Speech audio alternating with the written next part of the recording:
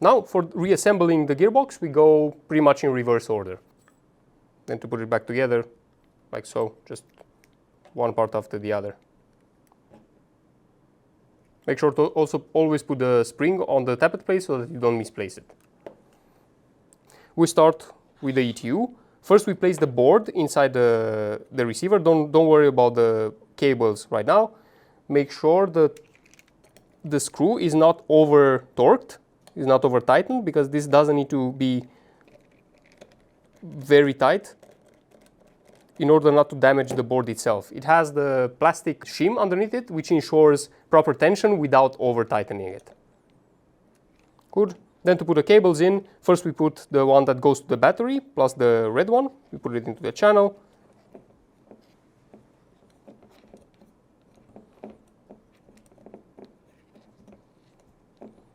And then on this gearbox, you can see there is a cutout, there is a routing cutout for the cables themselves in order to prevent the cables being chewed by the motor itself. So make sure you route the cables into that channel over there.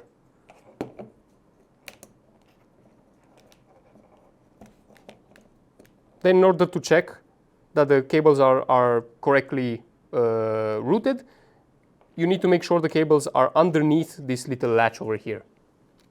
Like you can see it from this side that it's not on top of it, so then it means it's good. Then finally the black cable that goes to the motor, we just route that directly down, and that's it for the ETU. Next, really important not to forget the trigger safety latch, which we put together specifically so that we don't misplace and don't forget how to put together first. So here I recommend to put the spring in, which has a little notch over here that holds against the safety latch.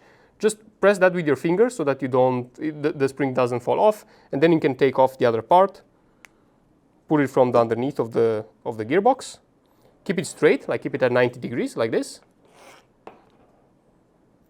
or actually a little in front to make it easier for installation. I kind of like this position would be good. And then you can see there is a rectangular shape that both of them have, so that they ensure one position installment. You can you can rotate it freely. From here, this comes a little tricky part. I like to first catch the little notch on the spring against the gearbox, and then rotate the latch and put it on top of the pin, so that I hit two birds with one stone, so to speak.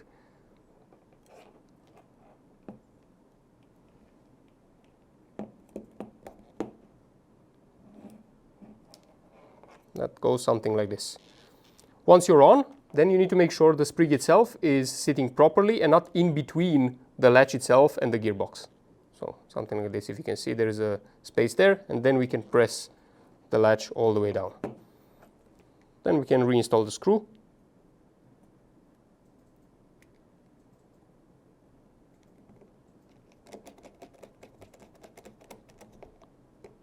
Next, spur gear. First place that, make sure it spins freely, then the anti-reverse latch.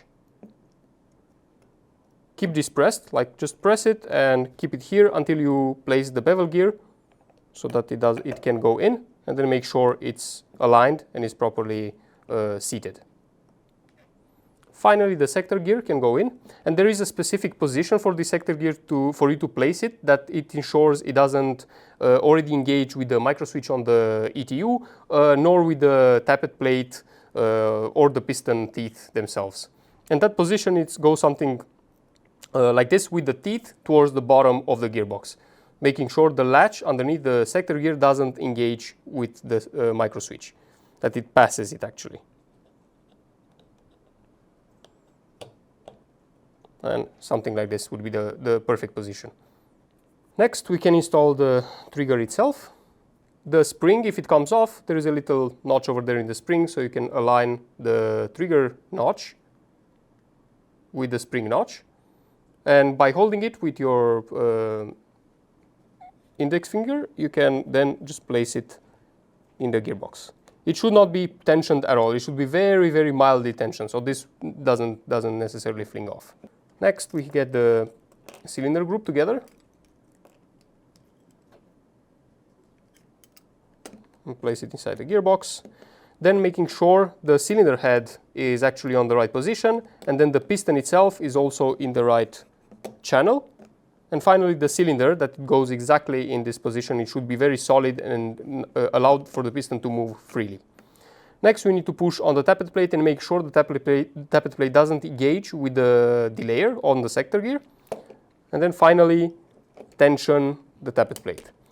Now, at this stage, if I let go of the tappet plate, it can actually fling up, like you see here, and it wants it to fling off the shims from the sector gear. So, to prevent this, I like to take off the shims for a little bit, then hold pressure on the tappet plate and hold it in place with something long, like even the Allen key provided in the box can work for this. Just put a bit of tension from above on the tappet plate so that it doesn't fling off. Then I can reinstall the shims and make sure nothing will make them fall off. And then pretty much put the other shell on top, then remove the tool. Now the shell will not close completely, obviously because the tool is in the way, and also secondly because the safety latch is protruding out. But don't worry, first just remove the tool while pressing on the shell itself. Good. Now it's pretty much there, but obviously it doesn't close completely because you can see here the trigger safety is pretty much out. So you need to just push it in a little bit while we hold pressure until it goes in a little bit more. You heard that click. It is still not completely closed because usually the anti-reverse latch and the bevel gear are not completely aligned. For this, you need to just take something sharp and make sure you align those parts in order for the gearbox shell to go in. Also making sure the wires are in the correct channels.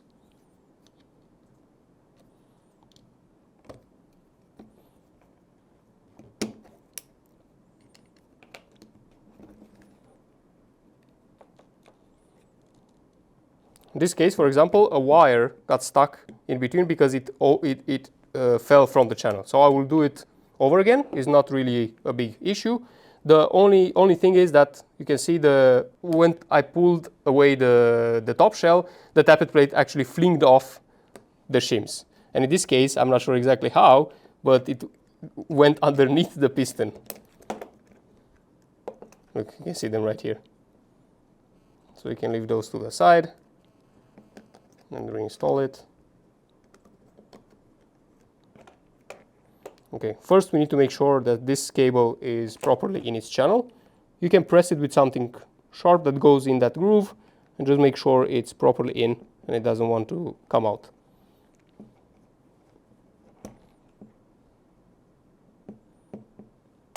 Good, then the trigger is in.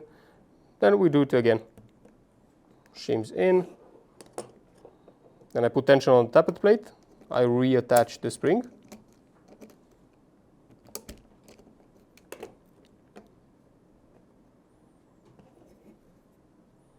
Making sure also the cables are properly routed. And the anti-reverse latch. You can put a bit of pressure on this side of the cables to make sure that they don't jump their channel again. Next, the safety.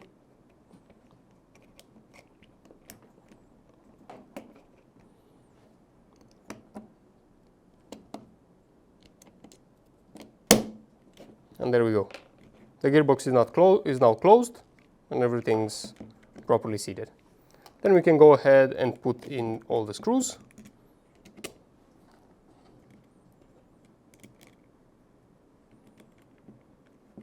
Again, for this I will use an electric drill so that it goes a little faster.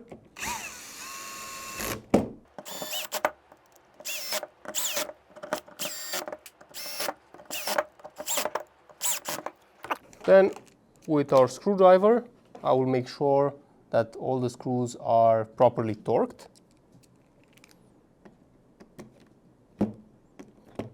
Don't need to put too much tension, but also you need to make sure that the screws are not loose.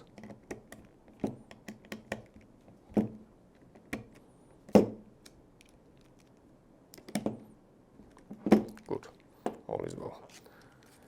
Then next we can already reinstall the spring. you press it in, then 90 degrees and let go. The spring guide itself should be flush with the end of the gearbox. Now we're ready to reinstall the gearbox in the receiver. For this we need to route the battery cables through the receiver hole over here in the back. And then the motor cables through the pistol grip opening, like so. From here, we reinstall the gearbox by putting in first the trigger itself and the front of the gearbox at an angle, and then pressing it in the back. And it should go fairly smoothly and fairly easily. Good. Next, we put in the gearbox pin that we can drive in from the left side of the gun. It should go smoothly. Make sure the the gearbox pin itself has a part that is serrated. That serrated part needs to pretty much catch on the left side of the gearbox. So that means when we first put it in, it should go really easily until almost after halfway. And then on this side, again, we need to make sure it's through the gearbox itself, and you can see that it is aligned with the rest of the receiver. From here, you can just smack it in with a hammer or something, like a bit to put in between it, and just light strikes. Then it goes in. Second, the receiver pin, which goes from the right side this time. This should also, like the first one, should go really easily until almost the end, and then at the end, just some light strikes, and it's already in completely. Then we put in the pistol grip. No, sorry. First we put in the magazine release, so that we can put this at any stage, but let's do it in reverse order that we did to disassemble it. First put in the magazine release, then the spring itself onto that hole over there, then the cap, and screw it in.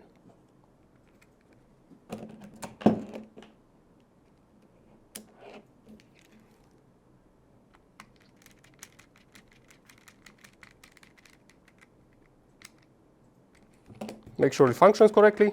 You can press it, which in this case it does. Then the pistol grip itself. We need to route the cables in the pistol grip. There is 4 holes in the pistol grip, if you can see it. Yeah, like the 4 small holes are for the screws themselves. The big round hole is for the motor, and there are 2 more holes for the wires. Black wire goes in front, red wire goes in the back side of the pistol grip. Then we align it, make sure all the cables are properly through the pistol grip, and then we push it so that it's flush with the rest of the receiver. From here, we need to reinstall the 4 screws that goes in those 4 corners. And make sure you have an extended screwdriver, so that makes it easier for you to screw in those screws. A good tip here, actually, that this happened, is not to torque down the screws at first. Just place them and make sure it's on the screw, because that will allow for the pistol grip to have a little bit of movement in order for you to align all the 4 screws first and then torque them down.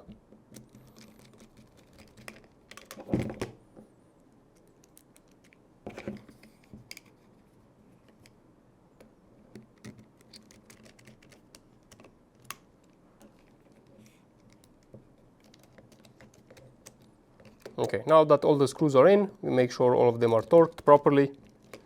You don't need to over tighten them because there are 4 of them and they have ample strength to keep the pistol grip secured. Good. Now to replace the motor, remember black wire goes in front of the pistol grip, red wire goes towards the back side of the pistol grip. We do the same for the motor. There is a red pole and a non-colored pole. So the red pole goes against the back of the pistol grip in order to meet with the red cable.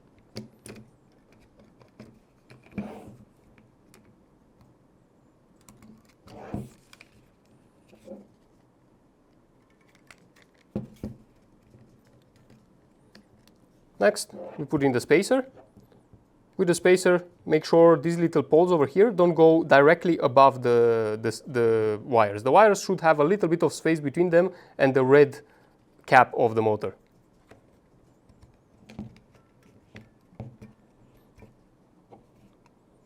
You can carefully make sure that they are not in between the cable and the motor.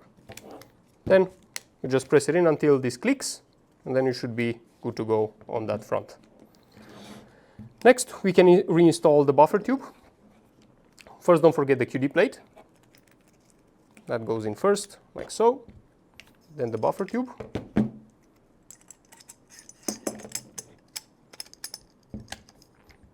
Now, at this stage, I like to completely loosen the castle nut and make sure the buffer tube is all the way down. Then re-tighten the castle nut until it hits, until you can tighten it anymore, like it hits the wall. From here, I like to tighten it a little bit more.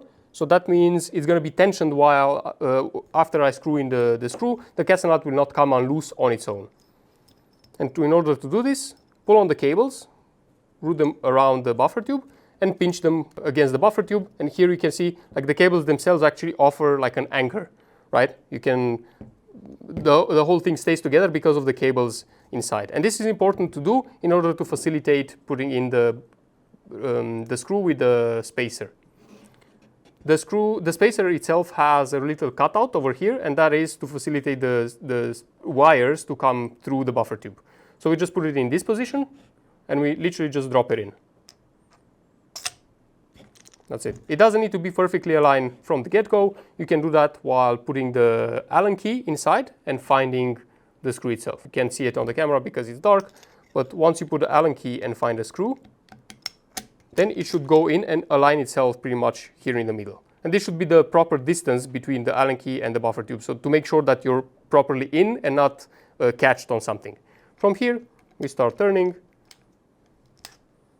until it's tensioned. I jumped off the screw there, but here.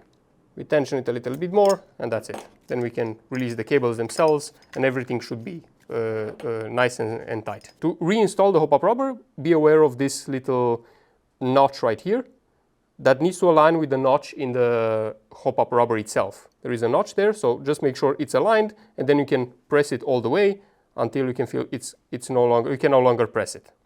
Then to reinstall it really easily, you put it back together with the notch facing the entry hole for the BBs, and with slight movements from left to right, you can just press it in smoothly until this little notch aligns with the seam line of the hop-up chamber. That way you make sure that it's perfectly aligned and you're not going to have curving BBs to one side or the other. Then the next step is to secure the C-clip in.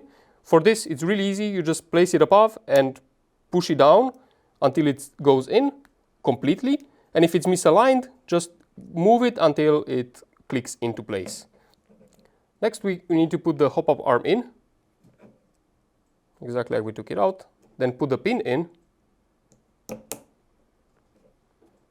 then the hop-up wheel, and finally the C-clip. And here we have it. You have the reassembled hop-up unit. And we reinsert it in the upper receiver all the way, and you will feel a spring resistance, which is absolutely normal. Next, to reinstall the upper receiver onto the lower receiver, make sure not to forget the fake bolt release. To put it on this side, it just slots in, and that's it. Like there's nothing holding it in, it just stays in like so. And while holding the gun like this, and you can pretty much place the upper receiver on top of it.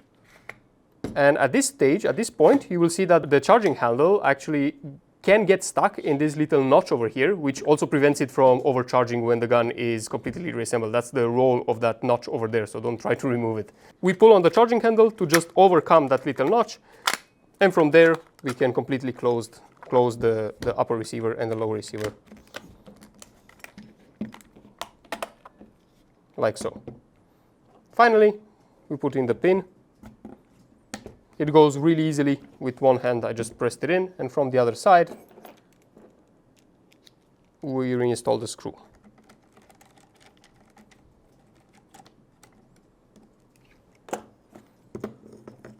Battery in. In this case, since we opened completely the barrel assembly and everything, we know for a fact that there is no BBs inside, but always after you place the battery in, make sure you have no BBs inside so you avoid any accidents. You can then place the buttstock. put a magazine in if you have one, and then you can start shooting. And this is it. Hope you enjoy your gun.